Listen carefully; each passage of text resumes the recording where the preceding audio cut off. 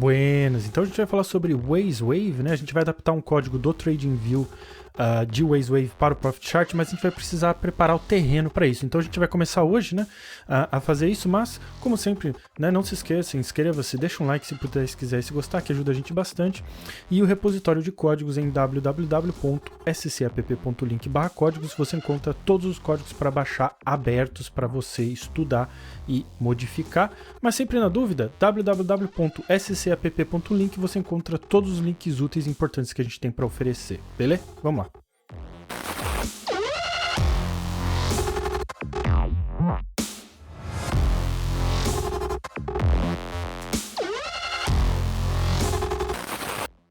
Legal, então vamos lá. A gente vai codificar o indicador do TradingView, tá? Que a gente vai ver já já, e adaptar essa implementação do TradingView de WazeWave para o Profit Chart, né? E vamos comparar com a implementação nativa, discutir um pouquinho sobre isso, né? Entender um pouquinho também do conceito geral, genérico do que é o WazeWave, né? O que a gente sempre tenta fazer aqui, que é não só puramente falar da programação, mas entender o que a gente está programando, né?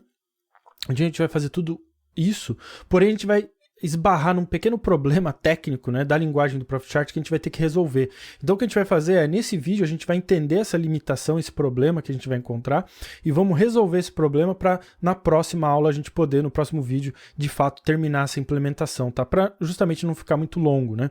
Então, mas só para te mostrar, né, essa discussão vindo lá do fórum, né, algo que eu tenho trazido aqui, que eu tenho participado muito mais ativamente do fórum, né, que é para membros do canal ou para alunos do curso, né? Então se você quiser aí contribuir, ajudar, você pode se tornar membro do canal, ajuda a gente bastante, né, com o projeto de forma geral, e ganha acesso ao fórum. E o motivo que eu tenho participado bastante, ou mais ativamente lá, né, é porque é um fórum que tá bacana, porque tá bem focado em programação, então não tem muita emoção, muitas emoções sobre modelos operacionais, formas de operar, discussões que para esse âmbito são desnecessárias, sabe? Querer estabelecer o que é melhor, análise técnica, o fluxo, não é o foco, tá? Você pode até ter opiniões fortes e querer argumentar e ter ambientes para isso, mas ali a gente quer falar de programação, tá?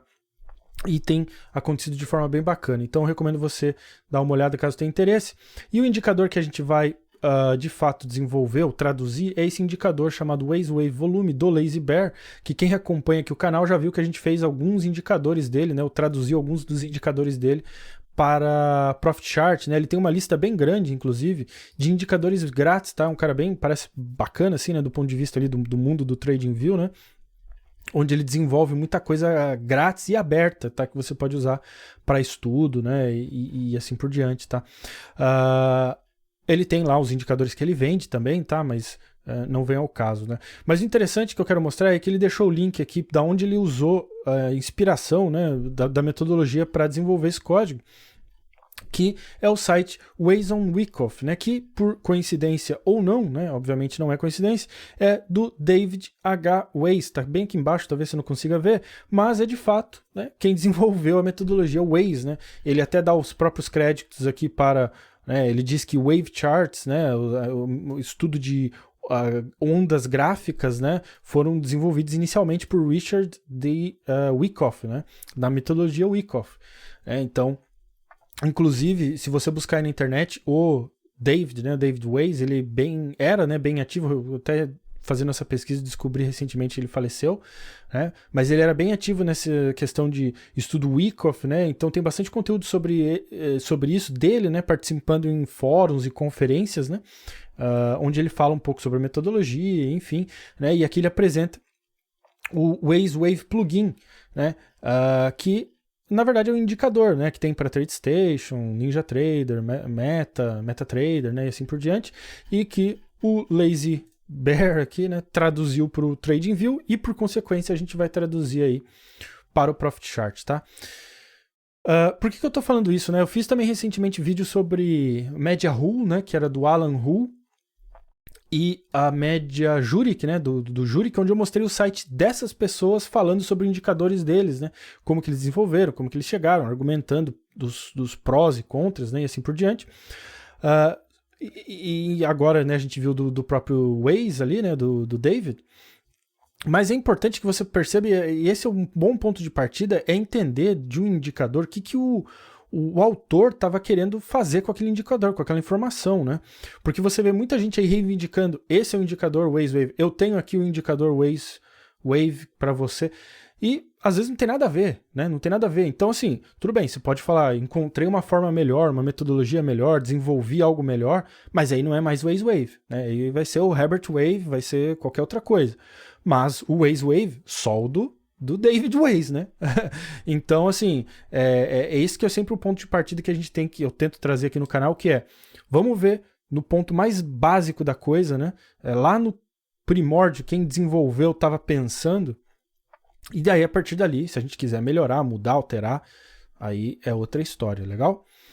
Então é isso aí. Então, basicamente o que a gente vai fazer é desenvolver o Waze Wave original aqui, legal? Só que nesse código do Lazy Bear a gente vai encontrar um pequeno problema, que é o uso dessas funções rising e falling, tá? Que se você for lá no nossa wiki, tá? E for na área de programação de TradingView, tem a apostila do curso completa, liberada, aberta, grátis, tá? O curso era focado na versão 4 do PineScript, tá? Então a versão já atualizou para 5, mas a base, o fundamento da linguagem não mudou. Então todo esse conteúdo aqui ainda é bastante válido e ainda dá para ser usado e aplicado. Então é bem interessante se você tiver interesse, até de programação de forma geral, cobre bastante coisa. Mas a gente tem um link aqui para o próprio manual de referência, né, de funções do PineScript, né, do TradingView, onde, se a gente olhar aqui, né, só de forma mais rápida, né, a gente tem essas funções rising e falling, que diz que elas testam uma série de dados, né, se ela está subindo por um período y de barras. Então você vê que ela tem dois parâmetros, né? O source e o length, né? O source seria essa série de dados que você quer verificar, e o length, o comprimento, né, desse estudo, quantos períodos você quer ver se esse preço, no caso, né, poderia ser um volume também, né? Séries OHLCV, então abertura, máxima, mínimo, fechamento ou volume, né? Se ela está subindo ou caindo aí por uma determinada quantidade de períodos, beleza? Então, é isso que a gente vai ter que fazer primeiro. Primeiro a gente vai ter que resolver essa pequena limitação, né, que no Profit Chart nós não temos as funções rising e falling implementadas nativamente, né, para depois a gente poder terminar. E a gente vê aqui, ó, a gente está usando no código do Waze Wave, né, essas funções rising e falling, né? Então, porque eu implementei aqui, né, para a gente poder utilizar, e é isso que a gente vai começar fazendo, e depois, daí no próximo vídeo, a gente termina a implementação e fala mais sobre a metodologia aí de estudo e de aplicação do indicador, legal? Então vamos lá, vamos começar. Ok, então vamos começar estudando a função rising, né? Porque se a gente entender ela, a falling, você vai ver que é basicamente a mesma coisa, só que invertida, né? Então, vamos lá. Basicamente eu coloquei, né, aqui que a implementação da função rising do TradingView, ela retorna 1 se a série, né, essa série de dados estiver subindo por uma determinada quantidade de períodos, e essa quantidade é determinada pelo parâmetro length, né, o comprimento.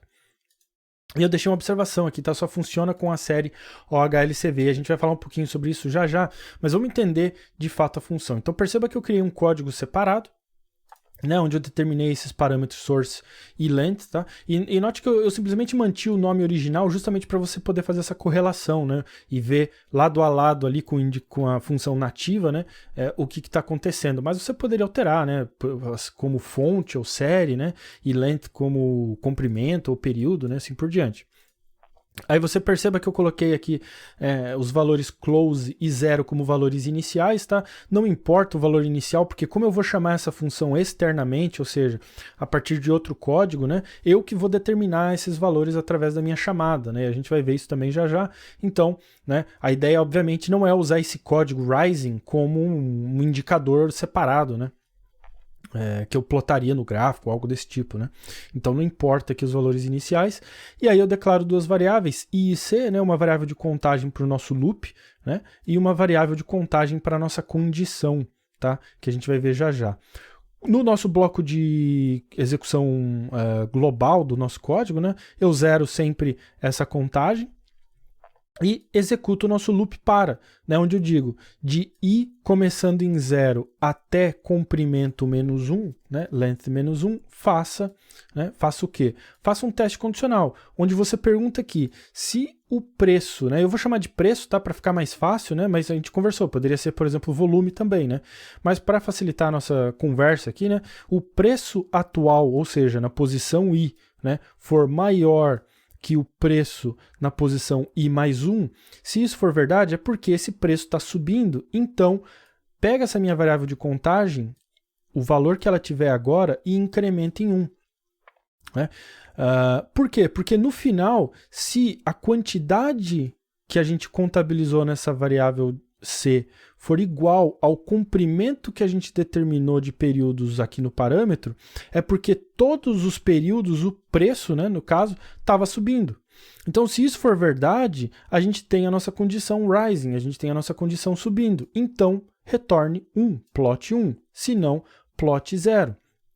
Por que plot 1 e plot 0? Porque funções externas, né, a gente não consegue retornar valores, por exemplo, booleanos. Né? Então seria muito legal se a gente pudesse retornar, ao invés de 1, retornar verdadeiro, e se não, falso. Né? A gente não consegue fazer isso, então a gente retorna 1 ou 0. E aí, na implementação, a gente faz essa interpretação, né, de 1 para verdadeiro e 0 para falso, que a gente vai ver, né? Mas o importante é entender que a chamada de função externa, né, a gente não consegue retornar outros tipos de valores que não numéricos, né? Então, a gente tem que contornar isso. Para ficar claro o que está acontecendo aqui nesse estudo, né, quando a gente fala de indexação que quero dizer é usar essa colchetes, né? Então, quando eu estou dizendo preço na posição i, tá? Então, se a gente estiver começando a nossa contagem em 0, né? Então, i0, né, for maior que preço i mais 1, né? Então, se a gente estivesse na posição 0, seria 1, né? 0 mais 1 é igual a 1. Basicamente, a gente está falando do preço anterior. Então, a gente está comparando o preço, no caso aqui, né? Vamos supor aqui de fechamento, né? Para ter um exemplo. A gente está comparando esse preço de fechamento com o preço de fechamento anterior, né, que nesse caso fechou aqui embaixo. Se esse preço, né, atual for maior que o anterior, é porque a gente tem a nossa condição rising, né? Então, o preço está subindo. Só que a gente precisa contabilizar isso por uma determinada quantidade de vezes, né, ou de períodos, que a gente vai determinar através do parâmetro length. Né? Então, a gente pode ver um exemplo já sobre isso, né? Mas é só para você entender a ideia aqui do teste condicional, tá? Inclusive, então, vamos fazer isso, vamos ver um exemplo, mas para a gente só finalizar, né, vamos ver a falling. Se você tiver o olho bom, você vai ter notado a diferença, que além, claro, do comentário aqui, né, a única diferença é que, de fato, agora a gente está perguntando se o preço é menor que o preço anterior, né? É porque agora a gente está buscando a condição inversa, onde o preço esteja caindo, né, para ser uma condição falling. Para te mostrar essa implementação, né? Então vamos olhar aqui, ó, eu criei um código separado, tá? Onde eu chamo essa função, e o único motivo de chamar a função é para a gente visualmente conseguir entender o que está acontecendo, tá? Obviamente isso aqui não é um indicador, não é o WazeWave, não tem nada disso, tá? Não é algo para ser interpretado, mas é só para a gente ver a implementação ocorrendo, porque perceba que ela plota barras que vão até 1, né, que é o nosso valor lá que a gente determinou como sendo verdadeiro, ou não plota nada, que seria o valor 0. Né? Então, para a gente pegar dois exemplos bem rapidamente, por que aqui ele está plotando 0, né, ou seja, nada? Porque se a gente observar os preços de fechamento, que no caso estão aqui, né, e estão aqui, perceba que eu determinei o preço de fechamento, né, na função rising, né, chamando a função rising e chamando a função falling, né, onde eu armazeno esses valores em variáveis que eu dei o nome aqui de RF, para facilitar, né, onde eu determinei 2 períodos. Né? Então, basicamente, que é observar, né, no caso aqui, os 2 últimos períodos. Então, note que, né, que eu usei as palavras reservadas aqui, né, que são os nomes das funções que a gente deu, né, rising e falling, né, para a gente poder, então, retornar dentro dessas variáveis RF um valor numérico. Né? Veja que são valores numéricos, que vai ser 1 para verdadeiro, 0 para falso. E aí eu ploto esses valores, né? E a única adaptação que eu fiz foi plotar em modo histograma com a coloração verde para o rising e vermelho para o falling. Né? Então, No caso do Rising, o que a gente está buscando? Quando a gente está falando 2 períodos, né, a gente quer que o preço atual aqui, né, seja maior que o preço anterior. Então isso aqui é verdade. Porém, como a gente quer que observe 2 períodos, é sempre o período em relação ao anterior, né? Então esse período eu estou estudando em relação ao anterior. Agora, esse período eu tenho que estudar em relação a esse, né? Então quando eu olho esse preço de fechamento é maior que esse preço de fechamento, aí não é, né? Então por isso que não é uma condição rising, né? Porque para ser uma condição rising, o que a gente está buscando? A gente estaria buscando um preço fechando sempre para cima, né? No caso aqui a gente teve um preço que fechou aqui em cima, aí veio cair, aí começou a subir. Mas isso aqui não é o nosso rising, né? Então por isso a gente não pode, a gente não recebe o valor 1, né? A gente recebe o valor 0 aqui para a nossa variável R, né? Já na falling, a mesma coisa, né? Se a gente fizer esse mesmo estudo, só que o que eu estou buscando agora? Que o preço esteja caindo. Então, quando eu olho esses 2 preços, já logo de cara eu sei que não está caindo, né? Porque, de fato, está subindo aqui, né? Aqui a gente discutiu que ele está subindo. Então, já não dá também a condição falling, né? Apesar de que nesse período, sim, nesse ele estava caindo. É o que a gente conversou, né? O preço está vindo para cá, depois volta a subir. Só que numa condição falling, o que a gente queria? A gente quer que o preço esteja caindo consecutivamente, né? Então, também não é o caso, ela também retorna 0.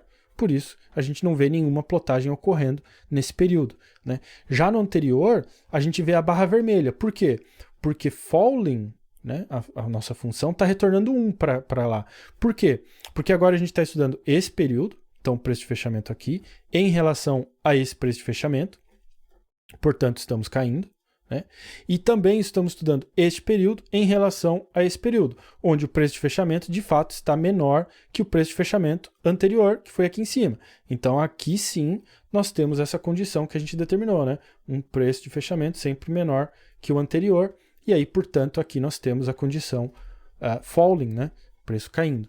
Aqui, se a gente fizer o estudo dessa barra, por exemplo, a gente vai ver a mesma coisa, só que agora ao contrário, né? Aqui a gente tem um preço de fechamento subindo, em relação ao anterior, close, e em relação a esse também subindo. Então aqui, agora a gente tem, né, aqui no caso seria rising, né, que retorna o valor 1, aqui também retorna o valor 1, né, quando não tem nenhum nem outro, 0 e 0, né, aqui a gente vê isso aí. Beleza? Então, agora a gente conseguiu meio que contornar esse problema, né? Onde a gente não tinha as funções rising e falling, porém a gente vai perceber que, obviamente, agora vai caber a gente, dentro da lógica do WaveWave, né? Determinar como interpretar esses valores 1 e 0, né? Para dizer que de fato está subindo ou de fato está caindo, né? Ou nenhum, tá? Então a gente vai ver isso no próximo vídeo, a gente vai ver de fato a implementação do WaveWave. Só que para finalizar, eu só queria deixar claro, né, como a gente fez a observação lá que não dá para usar, a gente está limitado à série de dados OHLCV, isso é porque a gente não pode passar outros tipos de séries como parâmetro. Por exemplo, eu não posso passar uma média móvel aqui, né, para fazer esse estudo para as funções rising e falling, né. Agora, nada me impediria de, dentro desse código aqui, implementar o cálculo da média, né? Então eu calcularia aqui uma média, armazenaria numa variável, que eu chamaria aqui qualquer nome, e aí substituiria, em vez de usar o source, que são parâmetros, usar essas variáveis aí, né? Onde eu estou calculando a média. Aí sim, aí eu conseguiria fazer esse estudo, porém, que fique claro, né? Não é uma função externa. Aí eu tenho que implementar esse uso internamente dentro do indicador, tá? Então, são limitações aí que a gente tem que entender, né? Mas que de alguma forma ou outra dá para ser contornada, mas você precisa entender aí quando você vai aplicar uma metodologia ou outra, né?